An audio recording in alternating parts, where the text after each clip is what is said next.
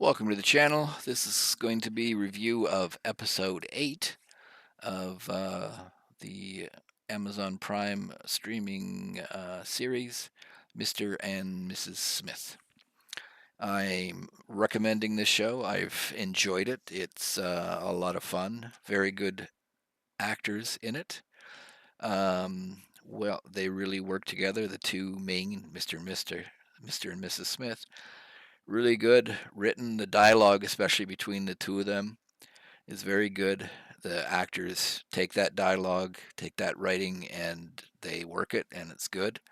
So, in general, I really like the show. I recommend the show. But episode 8 is the last episode, and I think it's the best so far of the show. It's also the conclusion of season 1. They close on a cliffhanger, which is good, and I hope there's going to be a seasons 2. I really do. But so let's get into it. And I'll do a bit of rundown. So this episode is the most closely of that the show ever gets to the movie version of Mr. and Mrs. Smith. In that they have um, there's a lot of action between the two main characters trying to sort of kill themselves. But in this episode, we start off. Jane's got her new laptop. John is obviously gone from the household, so Jane gets up and wanders around, pulls her laptop out, and uses the chat program that she uses to talk to Hi Hi, who's the handler. And she gets a message from him to terminate John. So she slams the laptop closed because she doesn't really want to do that. Um, so yeah, it's uh, an interesting part. Again, sort of same thing as the movie that the two husband and wife are told they have to get rid of the other.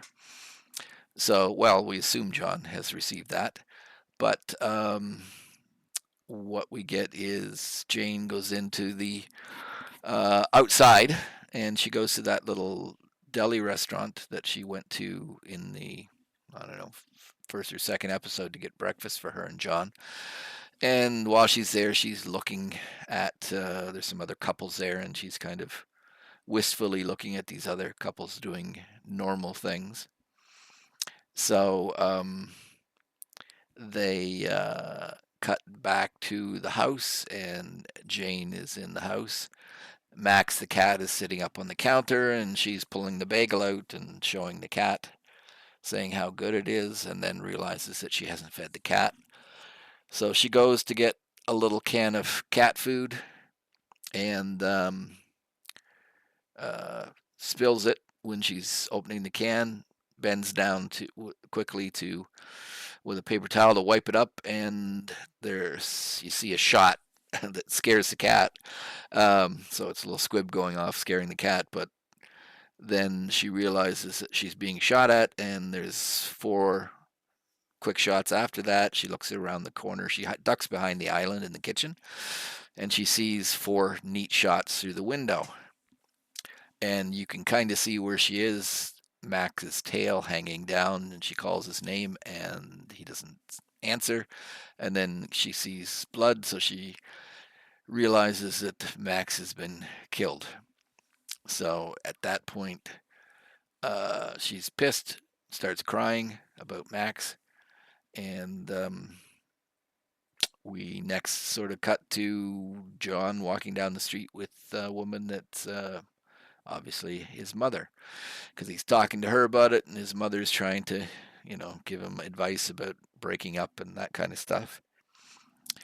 But they get back to the mother's house, and John says he's got the key, and he'll open the um, door for her.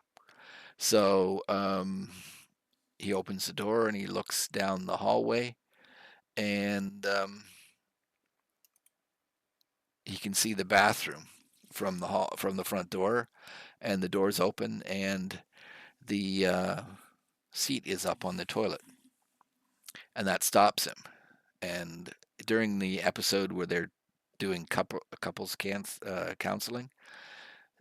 When Jane was asked what one thing has John did for you that you like, she says that he always puts the toilet seat down. So you get, if you remember that part, you see why John is cautious to enter that, because he asked his mother if she uses the toilet. She said, "I'd never use that bathroom, but I don't. It's got a black toilet. Black toilets are unsanitary." So he tells his mother to go to the nail salon, and sorry, what's on the screen is previous episode number 7. I'm just showing some of the action. Um, so his mother leaves, and he starts feeling around the door jamb, and he encounters near the bottom of the floor. He encounters a tripwire, and we get to see where the tripwire runs to, and there's a block of plastic explosive with a green light on it, and that's where the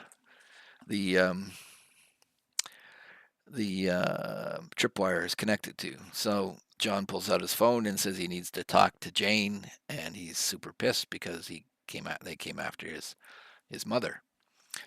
So they agreed to meet in public. So at least somebody on the writing staff um, has seen some kind of spy things where you meet in public. They go to a museum, and now the one thing is, why didn't you just, they don't blurt out, like, why did you try to kill my mother, which would have put an end to the story, but they don't. They start talking about the painting, and then she calls him some names, and they then again start sort of fighting about it, and there's no admission by either of them that they didn't do anything, or they don't accuse the other person. They just um, talk around the issue, which is again maybe a weak part in the writing. It's not what you would naturally do, but anyways, Jane says we should talk about this outside. So a really good scene. They're going out of the museum, and they have to go through a revolving door. So Jane goes through first, and John follows, and he just gets partway through, and the door's stuck, and Jane has put a knife in that to block it, so he's stuck there. And he sees that she's left a purse, and in the purse there's a bomb. So you see him frantically trying to get out. Cuts to Jane on the street, and the bomb goes off, and she's still standing there. And you see John actually makes it out. You didn't think he was going to die, right? That's not too much of a spoiler. And that's on, and it's on. So they start chasing each other through park. They start fighting. She pulls a knife. They're fighting. A pretty good fight. He grabs a bottle of water off a cart, whacks her in the head with it. So it's not too bad. They get into some good fighting there, and she eventually gets him in some kind of hold. And 3 bystanders come along and start pulling her off. And John says, she's my wife. Leave her alone. So then the 2 of them attack the bystanders. But this has attracted the police. So then the 2 of them have to flee again. They get into an area with a big crowd, and there's police coming from every direction. So John yells that she's got a bomb, and that panics the crowd, and everybody goes every which way. So that allows them to escape. So you get them again running through the neighborhoods. Jane trying to get away, John with his asthma, although it doesn't seem to be bothering him much, chasing him, and then he loses her, so he phones her, and you see her answering the phone, and I'm just trying to get this full screen thing. Oh well, go. You're not full screen, so there we go. So he's asking her if she'd ever loved him, and then she says no, and he calls her a liar, and they're again sort of trying to, or he at least is trying to indicate that he still cares for her, but she's furious at him. So they end up at the end of the phone call, you can see him appear across the street, very blurred out. The camera clears up, and the 2 of them see each other, and it's on again. So they're chasing each other, and she reaches the house first, gets in, hears somebody in the kitchen, and it's John's mother. So the two of them have kind of a nice little conversation that works quite well. And John comes home and he has no way of getting into the house because the door is locked. So the sexy neighbor, as Jane had called him at one point, that John is very jealous of, appears, and John asks him if he can get through his house to get in because he left his keys. So he goes into the house, and John's snooping around in the house because he doesn't like this guy. But he finds pictures of him and Jane and blueprints of his house and whatever. So he pulls a gun on the guy, and he wants to know who he's working for, and it turns out a real estate broker. So I found that funny. But anyways, he eventually gets through to the backyard, and he gets into his own house, and then it's sort of the comparison to Mr. and Mrs. Smith, the movie, in that they're have a gun battle in the house, pulling guns from various positions, shooting at each other, and trying not too successfully to kill each other. So that's the action part. It's good. But he eventually gets knocks Jane out with a flower pot, I think it is. She's running for a gun, and he throws the plot and whacks her. So she gets down, and he pulls a telephone cord and ties her up.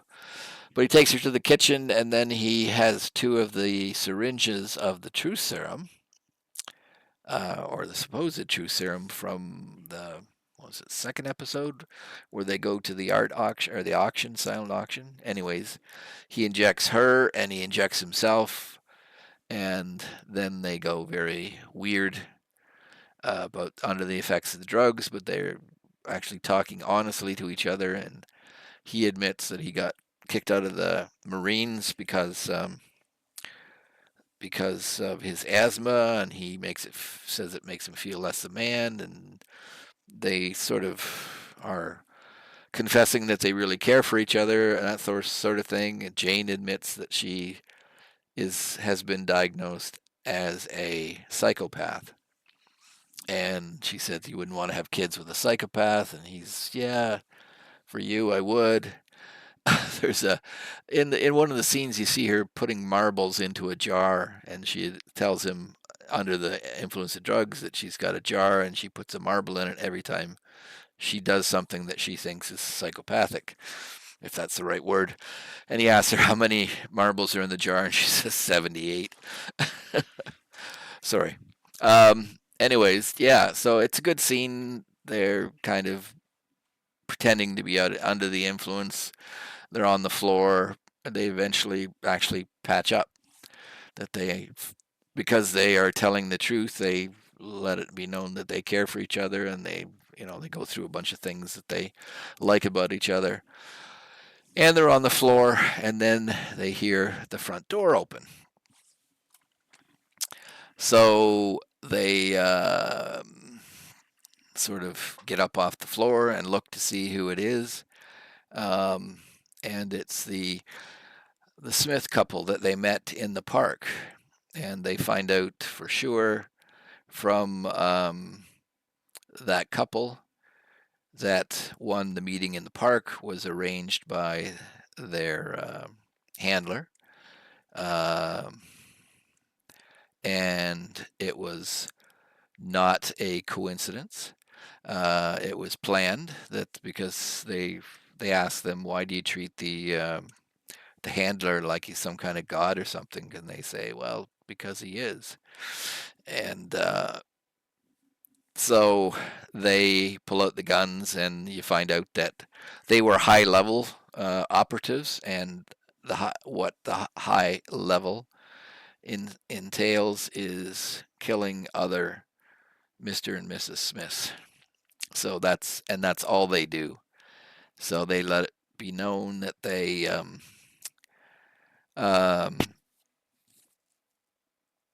that's all they do, and that's what they're sort of here for. So they are basically, well, they got their guns out. They're gonna pop our Mr. and Mrs. Smith, John and Jane, that we're used to, and um,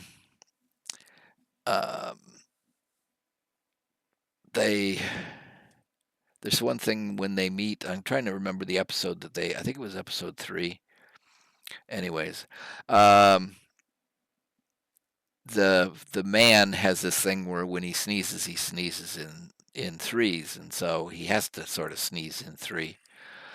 So they get the drop at him on him, and he takes a bullet in the eye, and he's screaming. And his wife, his Jane, I think Parker Posey plays um, the wife, is shooting at John and Jane, and they manage to escape into. I didn't know they had a little elevator, but they have a little elevator in their apartment, and they're going up, and we've seen before that they have a safe room, so they escape into the safe room. But when they get to the safe room, they find out that John took a bullet, because he actually didn't have any in his gun. He was just pointing it at people. And Jane's down to a single round. So she gives him as much medical um, treatment as she can, but he's gradually bleeding out. And they have a very nice scene together where they're kind of patched up, and they talk of actually having kids. And Jane finally asks John what his plan is after all the time his complaining that she never lets him lead the mission. But he said it's about to be dark. They'll have to go out to turn on the lights because otherwise they won't be able to see anything. So that's the time for them to leave. So his plan is to wait. And so Jane says they will do that, but she notices that he's bleeding profusely. So it gets to the point that she says, okay, here's my plan. I'm going to put the door open. I'm going to go out and shoot her in the head, because they have security cameras and they can see the other Mrs. Smith with a gun trying to put code in to get in at them in the safe room. And she does a countdown. It flashes. The scene cuts to outside the building, and you see gun flashes, and that's it. You don't see anything about who shot or whatever. So that's your cliffhanger for next year or next season. I'm seriously hoping. I don't know how they'll do it though, because unless they can patch it up with, their handler, they have a kill order on them. I suppose they could feature a season of them trying to run away and get away, but I don't know how they would do a second season on it. Even though I hope they do, at least if nothing else, to resolve this cliffhanger where Jane goes with a single bullet out to take on the other Mrs. Smith, who has a gun with a full magazine in it, and what these gun flashes as we see from outside looking into the window. And that's it. The last you see is the neighbor coming to drop off a book, because when John was in his house, he said, I don't read. I actually hate reading. And the guy says, well, I'll give you a book.